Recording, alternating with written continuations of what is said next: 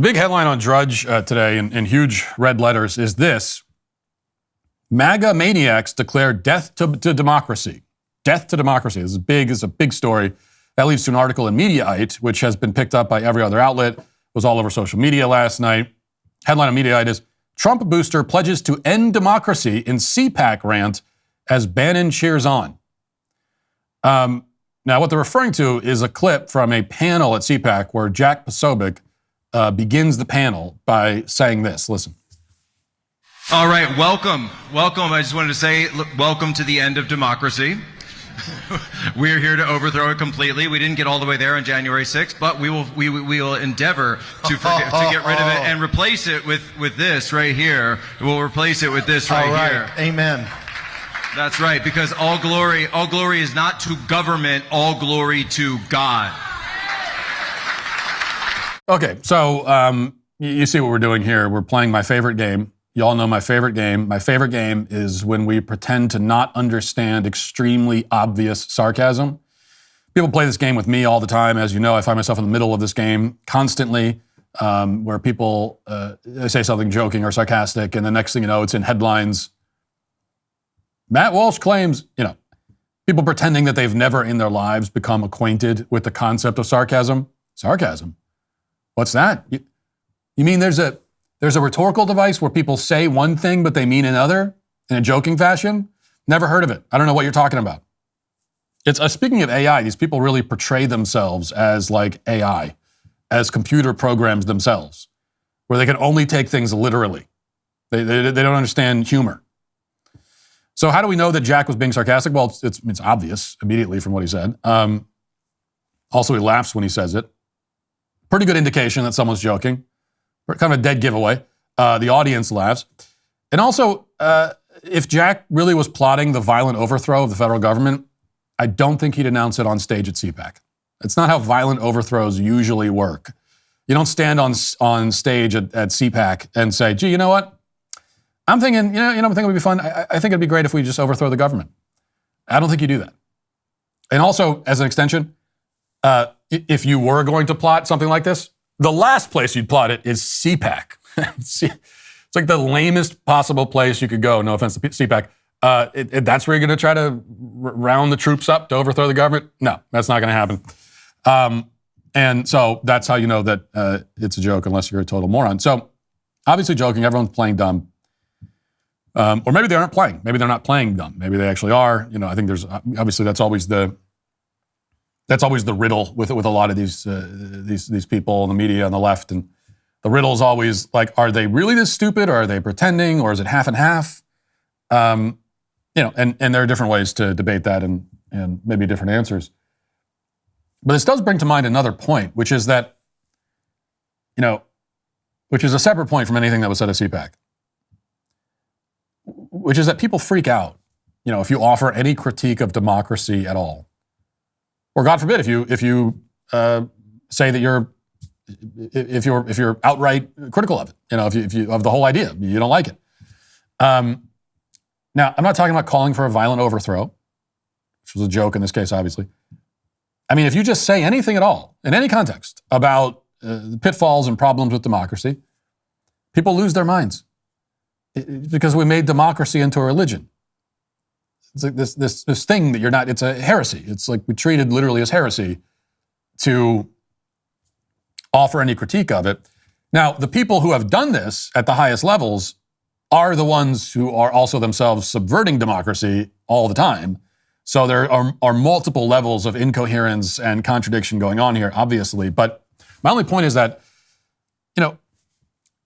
CPAC aside, we should be able to sit around and have interesting conversations about our political system and its fundamental problems. I've tried to do that on this show on many occasions, where I've talked about voting rights, for example. And you know my position on voting rights. I think there should be a lot less of it. Should be a lot less voting, and fewer people should be allowed to vote. Which is a critique of democracy as in its current construction. And that's something we should be able to do. And that's something that people were able to do for thousands of years. Right? I mean, you're not going to find a single great thinker of the last 2,000 years or so who felt that democracy was so unquestionably sacred and superior that it's offensive to critique it at all. You're not going to find that.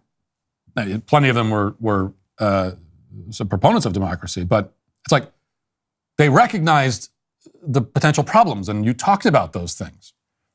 Every intelligent person in history, since the inception of the democratic system, has noted certain flaws with it. We should be able to continue that discussion, but we can't, because people are so damned stupid. And so what happens is like there are certain kind of things that we take as fundamental that we should be having, as they say these days, open dialogues about, but we don't. And then there are other things that really are just fundamental and can't be questioned in any kind of coherent way that we do criticize and question. Like, for example, biology, the biological reality of the human species. So that's like the most fundamental physical reality is that. And, but that you totally call that, you could deny it completely. And then you have an open mind and you're a critical thinker. Even though, again, that's just a physical reality. You can't, it just is. Democracy it's a political system. It's something that people came up with. And so there are always going to be problems with it. And we should be talking about that. But we just can't. We can't. The moment you do anything, are you questioning? Are you saying that there are certain aspects of our democratic system as it stands right now that you might find slightly problematic? Well, that's unthinkable. You're a fascist. You're Putin. You're Hitler. Free should mean exactly that. Free. When the good news is when you switch to Pure Talk today, you'll get a free Samsung 5G smartphone. There's no 4-line requirement, no activation fee, just a free Samsung that's built to last with a rugged screen, quick charging battery, and top-tier data security. Qualifying plans start at just $35 a month for unlimited talk, text, 15 gigs of data, and a mobile hotspot.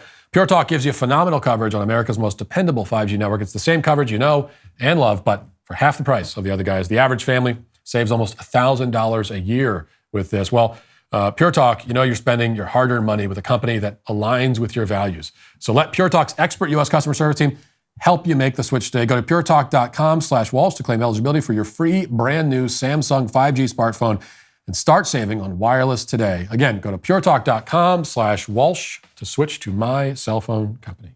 Well, I'm here today because my mother chose life, and you're here today because your mother chose life as well. The miracle of life is a gift everyone deserves because every life is precious, and that's why we've partnered with Preborn's network of clinics. Preborn introduces unborn babies to their mothers through ultrasound. After hearing her baby's heartbeat and seeing her precious baby, she could be twice as likely to choose life. Through love, compassion, and free ultrasounds, Preborn has rescued over 280,000 unborn babies. And every day, their clinics rescue 200 unborn babies as well.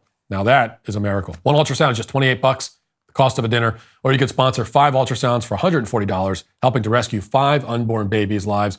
Any amount will help. All gifts are tax deductible, and 100% of your donation will go towards saving babies. So to donate securely, dial #250, say the keyword baby, that's #250, and say the keyword baby, or go to preborn.com/Matt, that's preborn.com/Matt.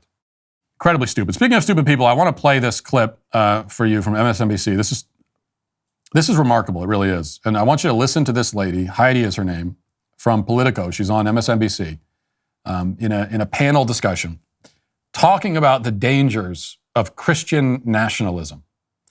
And here's what she says. Listen.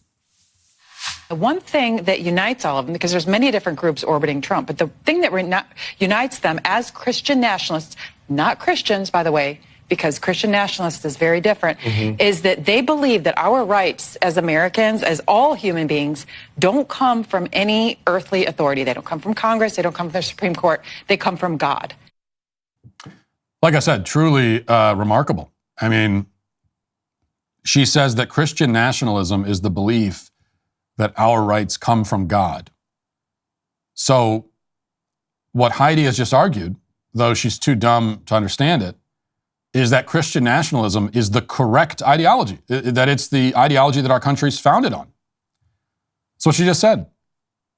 Because if what she just described is Christian nationalism, well, then we live in a Christian nationalist state. We just do. We live in a theocracy. That's what it was always supposed to be. And anyone who's a quote-unquote Christian nationalist is just trying to bring it back to what it was always supposed to be. They're the most American of all. if what she's saying is true, because there's simply no doubt, no dispute, no argument against the claim that our country was founded on the idea that our rights come from God. You can't dispute that. It's not up for discussion. Because it's plain English. It's right there in our founding documents. All of our founders said this. This is the entire conception of human rights that serve as the basis of our whole political system, is that. Now, do you have to agree with it? No. But the question of whether or not it serves as the basis of our political system, that's just a factual, that's not an opinion, it's not something you can have different viewpoints on. It just is. It just simply is.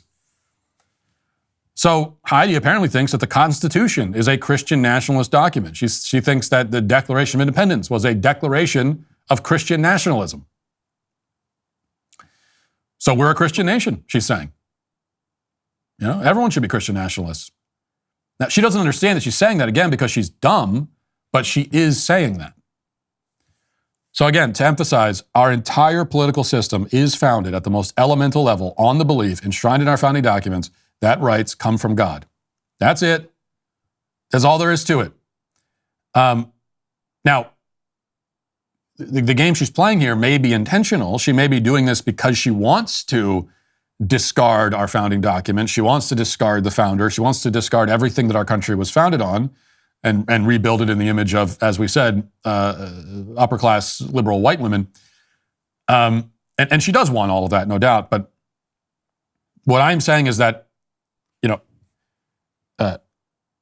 you have two different arguments. One is America is a fundamentally Christian nationalist country. And then the other is Christian nationalism is un-American. You see, those are two. You can't make both arguments. It's like one or the other.